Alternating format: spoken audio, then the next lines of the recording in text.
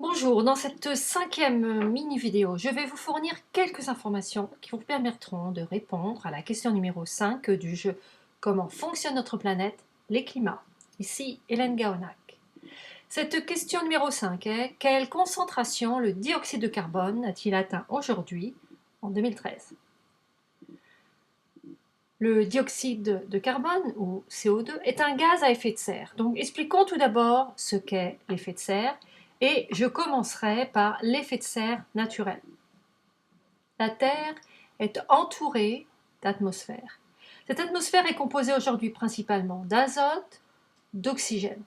On y retrouve aussi en beaucoup plus petite quantité d'autres gaz et particules qui influencent l'effet de serre et donc le bilan énergétique de la Terre. Le Soleil émet un rayonnement principalement dans le visible, dans l'infrarouge, en fait le proche infrarouge, et un peu dans les ultraviolets. Ce rayonnement solaire traverse l'espace, puis l'atmosphère terrestre, où les rayons du visible sont ceux qui traversent cet espace, cette épaisseur d'atmosphère, sans trop de perturbations. En effet, le rayonnement d'ultraviolet et d'infrarouge émis par le Soleil est arrêté pour une grande partie par l'ozone, par le dioxyde d'oxygène et la vapeur d'eau. En arrivant à la surface de la Terre, le rayonnement visible réchauffe le sol. Celui-ci se met alors à émettre à son tour un rayonnement dans l'infrarouge, plus précisément l'infrarouge thermique.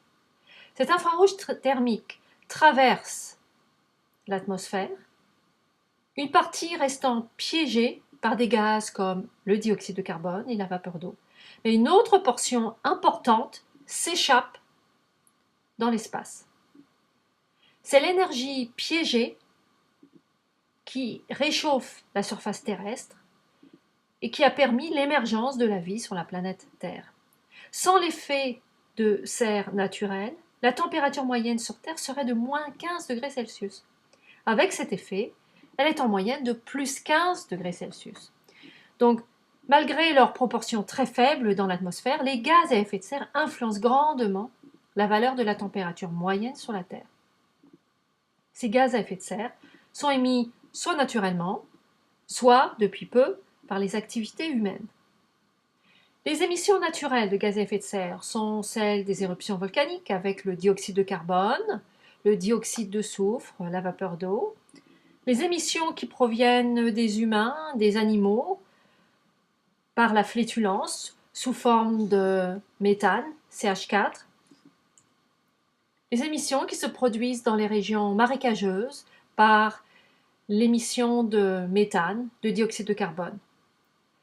Mais récemment, depuis la période industrielle de 1780, l'effet de serre a aussi une origine anthropique, c'est-à-dire provenant des activités humaines. Reprenons le schéma. Le Soleil émet son rayonnement, traverse l'atmosphère avec certaines absorptions. Puis la surface émet à son tour un rayonnement infrarouge thermique. Mais cette fois-ci, avec la présence plus grande de gaz à effet de serre due à l'activité humaine, la quantité d'infrarouge qui repart dans l'espace est moindre et plus petite.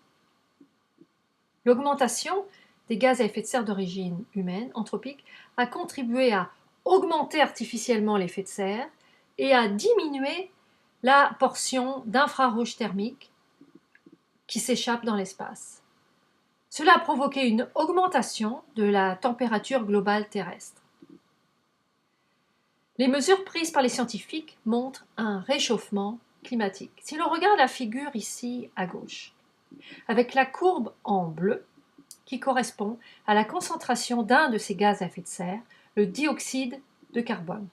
On voit que depuis l'an 1000, sur le graphique, cette concentration était d'environ 280 ppm, c'est-à-dire qu'il y avait 280 molécules de dioxyde de carbone dans 1 million de molécules d'air. À partir d'environ 1800, cette concentration a augmenté et s'est accélérée, c'est-à-dire la pente, comme on peut le voir, augmente. La température en degrés Celsius, en rouge sur le graphique, a également augmenté. La température avant l'ère industrielle était d'environ 13,8 degrés Celsius sur l'ensemble, c'est une moyenne sur l'ensemble du globe. Et vous pouvez voir que par la suite, elle s'est mise elle aussi à augmenter. La valeur de dioxyde de carbone a atteint en mai 2013 400 ppm. Cette mesure a été prise à l'observatoire du Mauna Loa à Hawaï. Les émissions de gaz à effet de serre anthropiques, donc d'origine humaine, dans le monde proviennent du secteur industriel principalement, les centrales énergétiques ou bien lors des processus de transformation industrielle des produits, mais également du transport. Au Québec, les émissions de gaz à effet de serre sont dues en premier lieu au secteur du transport, avec une valeur de 43,5% enregistrée en 2009. L'augmentation de ces gaz à effet de serre est directement reliée à l'augmentation des températures sur la Terre. Cependant, l'augmentation de température n'est pas uniforme dans toutes les régions terrestres. Les régions polaires se réchauffent plus vite et plus fortement que le reste de la Terre. L'Arctique est en particulier visé. L'une des causes importantes qui provoquent des changements climatiques en Arctique, au-delà de l'augmentation de la température globale terrestre, est l'effet albédo, qui vient accélérer la fonte de la glace par l'augmentation de la température locale de surface. Cet effet d'albédo est causé par la présence de la neige et de la glace dans cette région. Sa surface blanche est directement impliquée.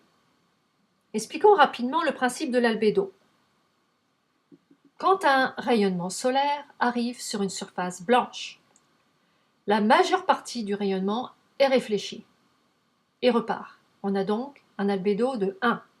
Par contre, quand la surface est moins réfléchissante, qu'elle est moins blanche, on va dire grise à noire, une partie plus ou moins grande de ce rayonnement qui arrive va être absorbée et va réchauffer le dessous de cette surface.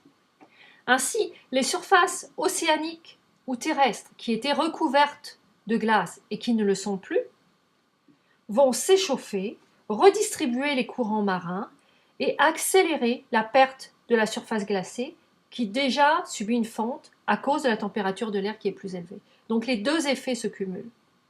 Température de l'air globale plus élevée et effet albédo aux endroits où il n'y a plus de glace. Entre 1850 et 2012, la température moyenne, Tm, sur la Terre, selon les scientifiques du groupe d'experts intergouvernemental sur l'évolution du climat, cette température moyenne a augmenté de 0,85 degrés Celsius. Les scientifiques envisagent une poursuite de cette augmentation de température de surface moyenne pour le globe à cause de l'accumulation des gaz à effet de serre dans l'atmosphère, et cette augmentation pourrait atteindre en 2100 2 degrés Celsius ou 5 degrés Celsius selon le modèle climatique choisi. Les impacts seront nombreux sur l'ensemble de la planète, parfois positifs, parfois négatifs, mais affecteront l'ensemble des secteurs de la société. Voici la fin de cette 5e mini-vidéo. Vous pouvez trouver l'ensemble des vidéos reliées au jeu sur le climat sur le blog à l'adresse jeuxclimatfr.blogspot.ca. Merci et bonne journée.